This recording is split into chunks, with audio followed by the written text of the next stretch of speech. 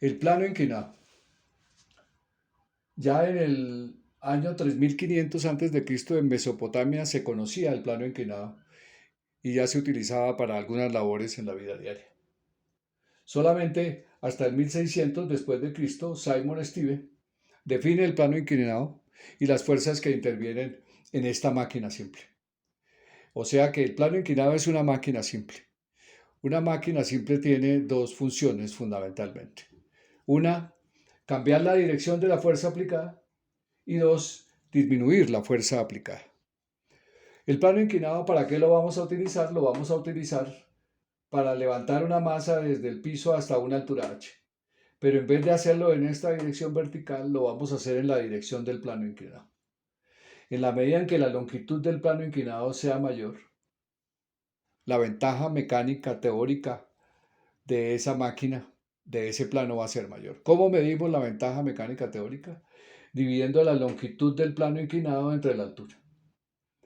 Esta división siempre va a ser un número mayor que 1, ya que la longitud corresponde a la hipotenusa y la hipotenusa siempre va a ser mayor que la altura de este triángulo o cualquiera de los triángulos rectángulos que se construyan. ¿Cuál va a ser la clave para que este plano inclinado nos funcione? Tomar ángulos pequeños, ¿sí? De tal manera que la distancia recorrida por la fuerza que va a empujar el objeto o jalar el objeto por el plano inclinado sea cada vez más largo ese trayecto. Entonces, de esa manera obtenemos una ventaja mecánica teórica cada vez mayor y en la misma medida una ventaja mecánica práctica. ¿Cuál es la diferencia entre estas dos? Además de que la ventaja mecánica teórica siempre va a ser mayor que la ventaja mecánica práctica.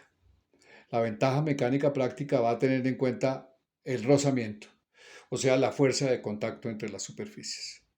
Y la fuerza de contacto entre las superficies siempre va a aparecer en la medida en que apliquemos una fuerza para querer mover el cuerpo.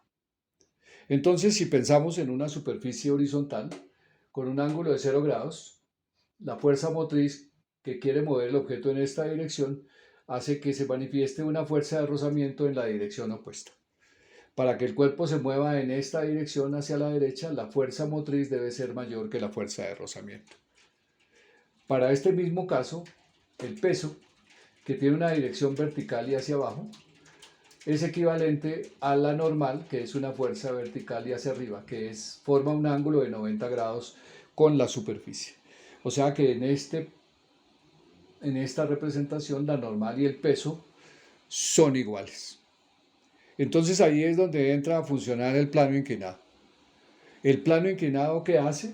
Distribuye el peso, de tal manera que una parte del peso se va en la dirección del plano inclinado, haciendo que éste se deslice o caiga, y la otra manteniendo el cuerpo pegado a la superficie.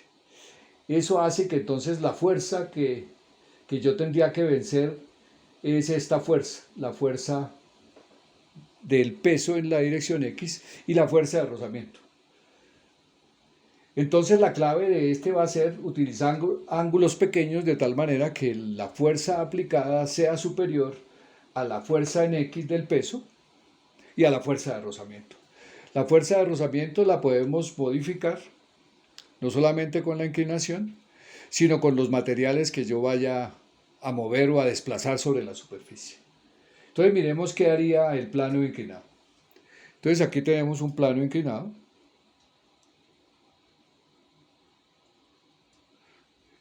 Tenemos dos vigas de madera, dos listones, que tienen aproximadamente una longitud de 40 centímetros, mide hasta aquí 38. Y voy a utilizar este plano inclinado para levantarlo, ese objeto, a una altura de 10. Pero otra de las aplicaciones que podemos ver sobre el plano inclinado es determinar el coeficiente de rozamiento.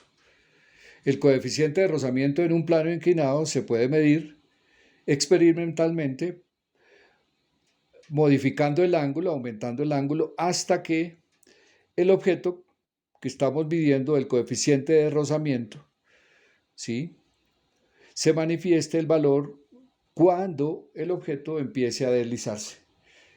en ese momento la fuerza que lo hace caer y la fuerza de rozamiento son equivalentes. Con ese ángulo yo calculo la tangente y ese sería el coeficiente de rozamiento. Vamos a ver cuánto nos da para este caso. Entonces voy a ir levantando lentamente y aquí vamos midiendo el ángulo. Entonces aquí tenemos 5 grados, 10 grados, 15 grados, 20 grados, 25 grados, 25 grados. A los 25 grados inició la caída. Entonces utilizamos la calculadora y calculamos la tangente de 25 grados. Y eso nos da 0,46. Significa que la relación entre la fuerza de rozamiento y la normal es más o menos de 1 a 2. Entonces el coeficiente de rozamiento es 0,46, 0,47. Conociendo la normal puedo calcular la fuerza de rozamiento. Entonces el objetivo final es determinar la ventaja que tiene utilizar el plano inclinado respecto a levantar esta masa. Esta masa en este plano inclinado nos muestra que tiene un peso de 80 gramos fuerza. Entonces, si el plano inclinado funciona, debemos utilizar una fuerza menor que 80 gramos fuerza para subirlo por el plano inclinado. Entonces, voy a colocar el objeto sobre el plano inclinado y voy a irlo levantando hasta una altura de 10, que es el objetivo. En este momento, para esa altura de 10 tenemos 40 centímetros, entonces aquí está, 40 centímetros. Es la longitud del plano inclinado contra 10, significa que la ventaja mecánica teórica sería 40 sobre 10, o sea, sería 4, la ventaja mecánica. Ahora vamos a mirar cuál es la práctica. En el momento en que el cuerpo empiece a moverse, en ese instante sabemos cuál es la fuerza que se está aplicando. Entonces voy a comenzar por 0, 10, 20, 30, 35, 40 y empezó a subir. Ahí parece que encontró un problemita en el camino y aquí vuelve a ser 40. O sea que la fuerza que yo necesito para que esta masa suba por el plano inclinado es aproximadamente de 40 gramos. Fuerza. Si la comparo con el peso de la masa, el peso de la masa nos había dado 80 gramos. O sea que necesitamos una fuerza equivalente a la mitad del peso para poder levantar el objeto sobre el plano inclinado. Una fuerza más pequeña y es más fácil levantarla superando el peso en X y superando la fuerza de rozamiento. Muchas gracias.